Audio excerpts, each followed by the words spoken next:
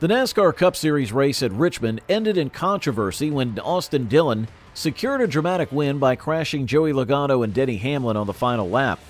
Dillon's aggressive moves raised questions about the ethics of such tactics in racing.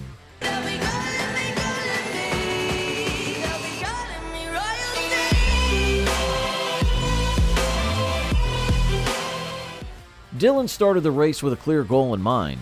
Winning was his only option. He had not won a race in 2 years, and his chances of making the playoffs were slim unless he could secure a victory. As the race drew to a close, Dillon found himself in second place, right behind Logano. On the final lap, Dillon decided to take matters into his own hands by spinning Logano out of his way. This move allowed him to take the lead, but just as he thought he had the win secured, Hamlin tried to pass him. Dillon responded by turning left and hooking Hamlin into the wall, ensuring his victory. After the race, Dillon was unapologetic. He admitted that his actions were deliberate, saying that he was willing to do anything to win. It's been 2 years, and this is the first car I've had with a shot to win. You know, I felt like with 2 to go, we were the fastest car. Obviously, had to have a straightaway, and Ricky wrecked the guy. I hate to do that, but sometimes you just got to have it, and I got to thank the good Lord above. It's been tough for the last 2 years, man, and I care about RCR and these fans, my wife, and this is my first. It means a lot. I hate it, but I had to do it. His grandfather and team owner, Richard Childress, supported him by saying that such actions are part of the sport. It's racing. You know, they would do it to him. I promise you, if he'd have been leading it, that 22 would have moved him out of the way. The 11 would have moved him out of the way. Either one of them would have done the same thing. I've seen it before, and you have too. Seen it right here at Richmond. Clint Boyer won the race the night that I think it was 88 and 18 knocked each other out of the way. He come under him and won the race on the last lap. You just think back of history. Dillon's actions did not immediately result in a penalty from NASCAR officials, though they did not rule out the possibility of punishing him later.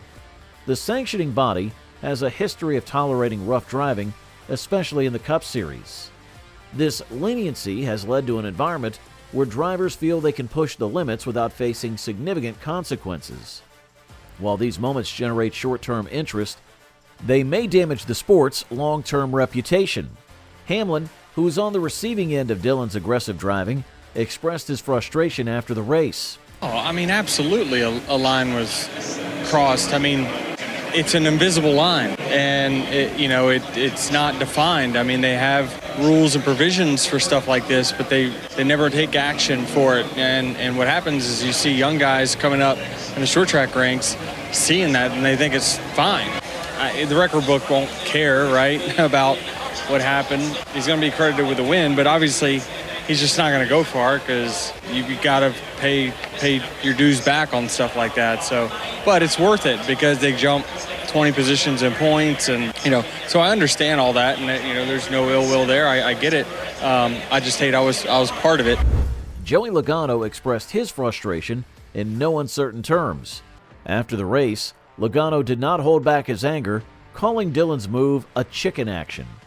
He had no intentions to race. I beat him fair and square on the restart, and he just pulls a chicken shit move. He's a piece of crap. The kid, he sucks. He's sucked his whole career. And now he's going to be in the playoffs, and good for him, I guess. Logano felt that he had won the race fair and square before Dillon ruined it for him. No, when you get like that far back ahead, 3 to 4 car lengths ahead into 3, I didn't even back up the entry. I was like, I'll just wrap the bottom here, I'm good. And he just drives in so hard. Obviously, he didn't make the turn because he hit me, and then the 11 was going to win the race. So Logano's crew chief shared similar sentiments.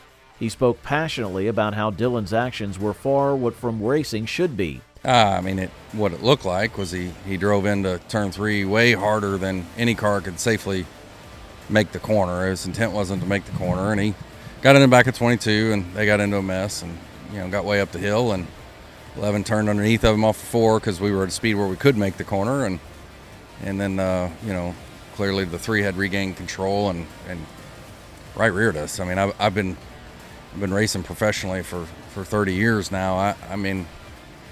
There's no reason to sugarcoat it. That's what happened. Wolf questioned the direction NASCAR is heading in if such behavior is allowed to go unpunished. Oh, it was terrible. I don't we worked hard all night, put ourselves in position, worked the strategy the best we could with the option tires to have a shot at it, and Joey executed a restart perfectly, drove away, and then turned into a mess there in the last corner. Well, NASCAR's got to do something at some point. That's up to them. You have to ask them what they should do, but letting that go on is not right. No. The controversy has also caught the attention of NASCAR officials. Elton Sawyer, NASCAR's vice president of competition, acknowledged the concerns raised by the incident. You talk about crossing the line, and I would say that looking at that, we were right up against the line. We're going to go back. We're going to look at all the video. We're going to listen to the audio. We're going to gather all the information. We want to make the right decision. Obviously, it's the last lap. Our sport has been, our DNA has been for years to be aggressive, but we just got to make sure that we're doing that in the right way. And we'll download this. We'll look at it and make sure that going forward, everybody has an understanding of how we're going to race. And if we see something that rises to a level, then for sure we'll penalize. Tyler Reddick voiced his concerns about the impact of Dillon's actions on younger fans. I worry about what this does for the young kids watching the sport. My kid watching the sport. My kid thinks it's okay because NASCAR thinks it's okay. And I had to explain to him what happened was not okay. That's the crazy precedent they're setting. My 4-year-old thinks it's okay to right hook somebody, potentially driver's side, into a wall because NASCAR said it's okay. That's what I have a problem with. Mark Martin, a NASCAR Hall of Famer, kept his reaction brief but telling. He simply tweeted, "Good grief," along with a facepalm emoji.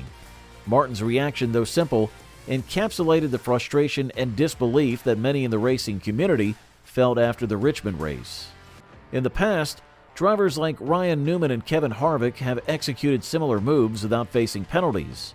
Newman once drove deeply into a corner at Phoenix, hitting Kyle Larson to secure a playoff spot. Harvick did something similar at Martinsville, spinning out Kyle Busch in 2020. These examples show that NASCAR has a history of tolerating rough driving, especially when playoff spots are on the line. Given this context, it seems unlikely that NASCAR will take away Dillon's victory. Changing the NASCAR rules or establishing new precedents in the middle of a season is something that NASCAR typically avoids. They usually prefer to make such changes during the off-season, allowing for a fresh start with a rewritten rule book. This approach helps maintain consistency and fairness throughout the season. Therefore, when Dillon's move on Logano was aggressive, it is unlikely to result in the loss of a victory. The second incident on that final lap, where Dillon clipped Denny Hamlin's right rear and sent Hamlin crashing into the wall, is more problematic. Some fans initially believed that Hamlin might have caused the crash himself by moving up the track, but data shows that Hamlin was exiting the corner on a traditional racing line, leaving additional space for Dillon. On the other hand, Dillon was taking a non-traditional line, pointing his car much lower than usual. This suggests that Dillon was indeed at fault, and it wasn't just a racing incident. Dillon later admitted that he was angry at that moment, which could explain his aggressive driving. The situation became even more controversial when a radio communication clip was released where Dillon's spotter can be heard saying, "Wreck him," referring to Hamlin. Initially, Dillon's car owner, Richard Childress, denied that such a communication ever took place, but when confronted with the audio, Childress changed his stance and defended the spotter's actions, saying the spotter did a good job because Dillon won the race.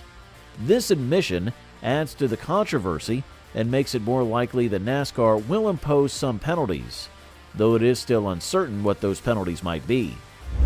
As we look ahead to the 2025 season, there is a growing call for NASCAR to establish clear rules about what is and isn't acceptable on the track. In the end, make sure to comment down your opinion on this. Don't forget to give this video a like and also subscribe to the channel for more such updates.